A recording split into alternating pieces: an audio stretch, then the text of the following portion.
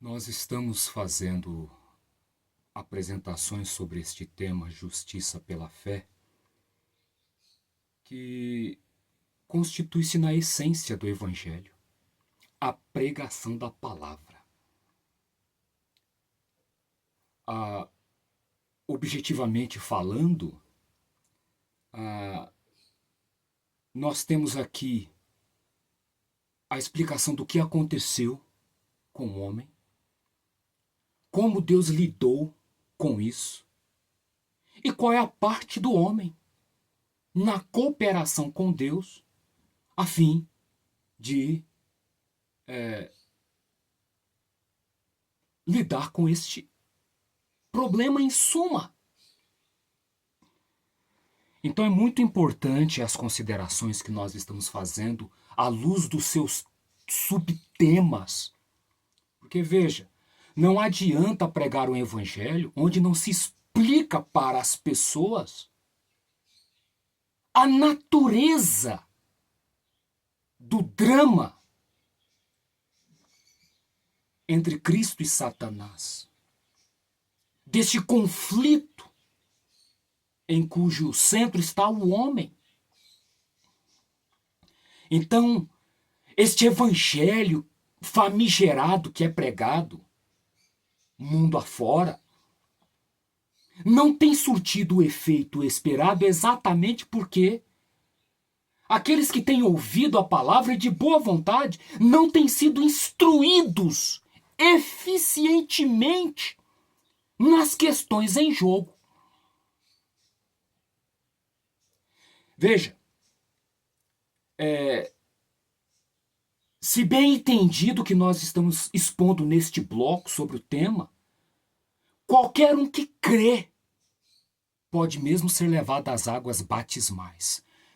Eu provo para vocês, porque o poder do Espírito põe selo naquilo que ele mesmo professa como palavra. Por isso que o tema de hoje será a justiça pela fé ou batismo. É muito importante você, se você ainda não viu os estudos anteriores, ver. Você que está chegando agora, seja muito bem-vindo.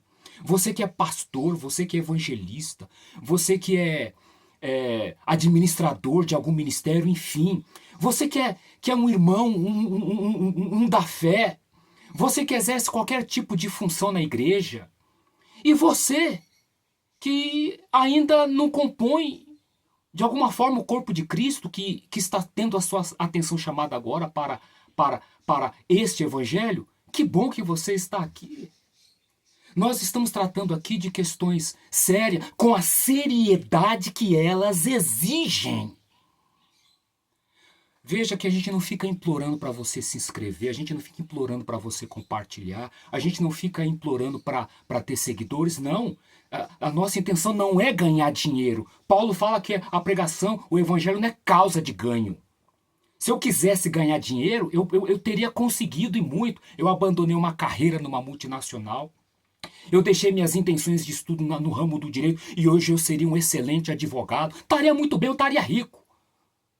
Mas eu decidi, por conta do chamado divino, dedicar as minhas energias, dirigir as minhas faculdades mentais, intelectuais, enfim, para a causa de Deus.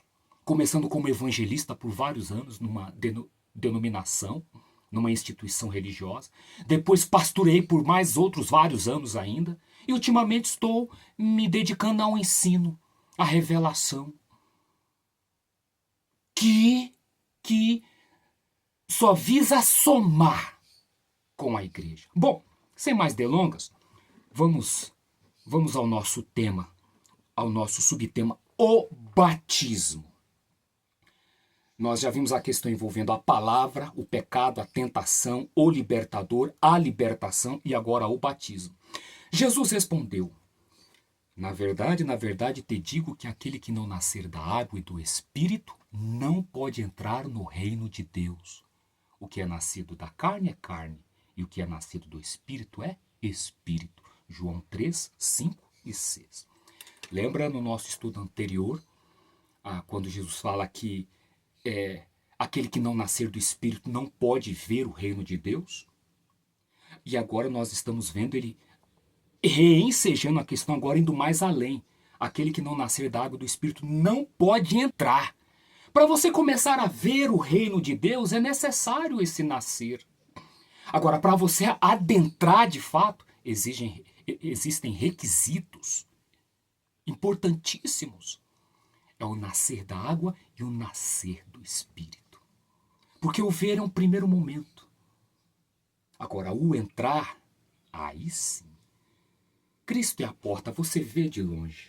Mas e para adentrar a porta? Aí entra isto aqui, ó. O reino de Deus é espiritual. Por isso que as nossas visões têm que serem espirituais.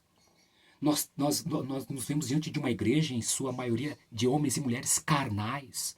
Porque o quê? Não tem conexão, não compreenderam a importância de se religarem no espírito, serem gerados pela palavra, nascerem de novo. É a palavra, é a pregação da palavra, o fundamento já tudo ali. Porque a palavra é a semente que vai permitir o ser gerado de novo, que vai dar lugar ao novo nascimento. É a palavra introduzida no íntimo da alma que vai germinar, que vai ser fecundada e que vai gerar uma nova vida. Até o momento que o quê? Que haja o nascimento. E o nascimento se dá por ocasião do batismo. Então é importante nascer da água e do Espírito. Porque o que é nascido da carne é carne, o que é nascido do Espírito é Espírito. Essa carne é a carne corrompida. Semente corruptível, lembra nos estudos anteriores que nós falamos? Agora, o nascido do Espírito é Espírito, é nascido de semente incorruptível. Cristo foi gerado por semente divina do Espírito.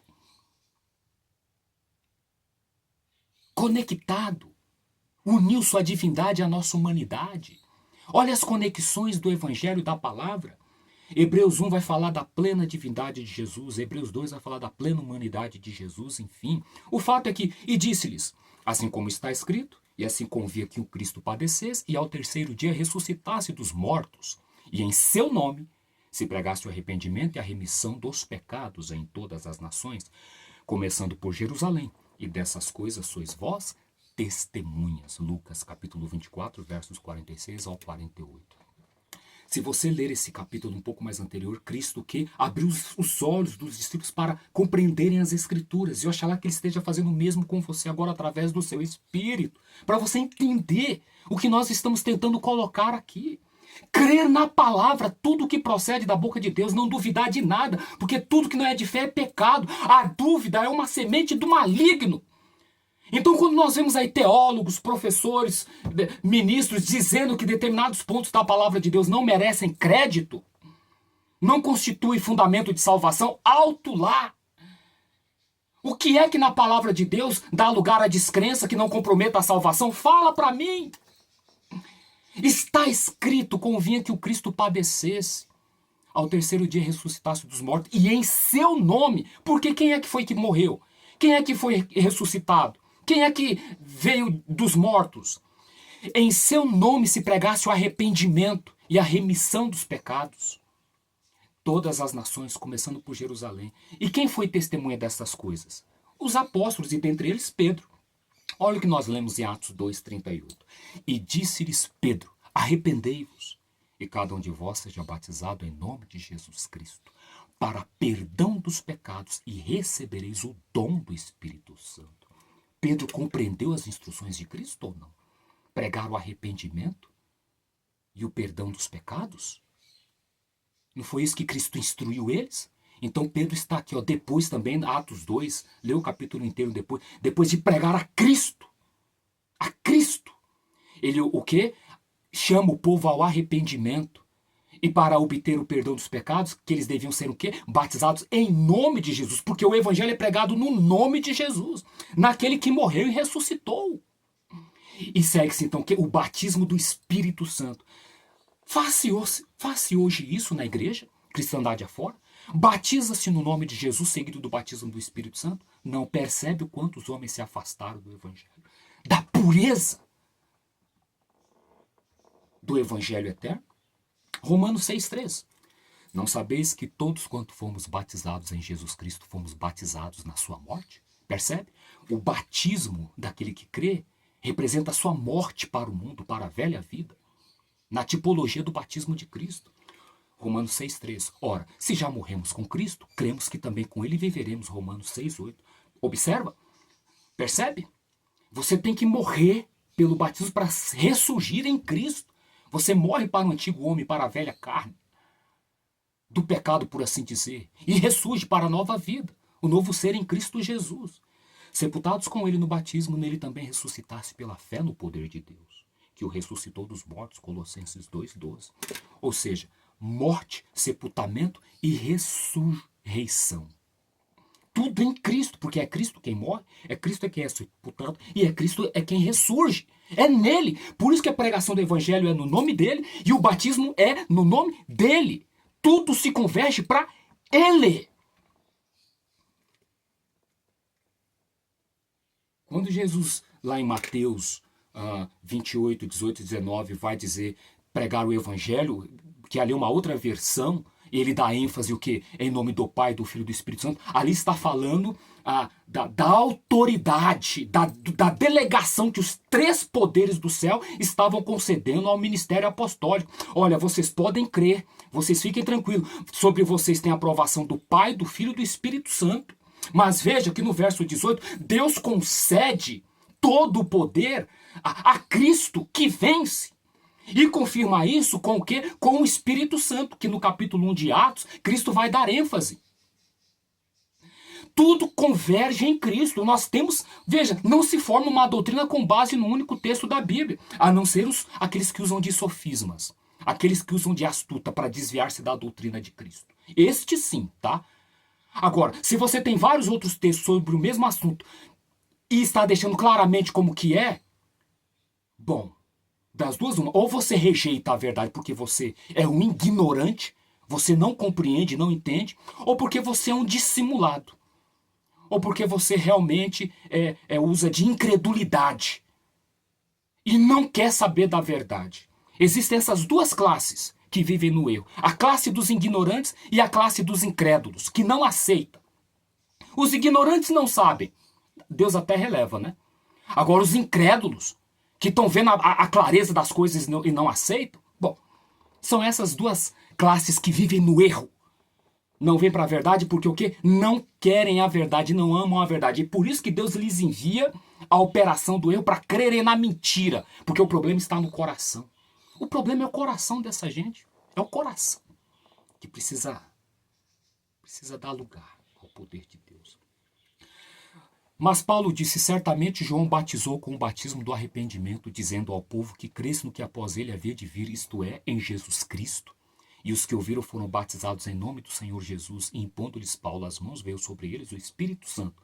Atos 19, 4 e 6. Olha aí. O rebatismo daqueles que tinham sido batizados em João creram, aí, na pregação em Cristo Jesus, foram batizados no nome dele, seguido do batismo do Espírito Santo. Olha ainda Filipe. Então Filipe, abrindo a boca e começando nesta escritura, eles anunciou Jesus. E indo eles caminhando, chegaram ao pé de alguma água e disse o eunuco, eis aqui água, que impede que eu seja batizado? E disse Filipe, é lícito se crês de todo o coração?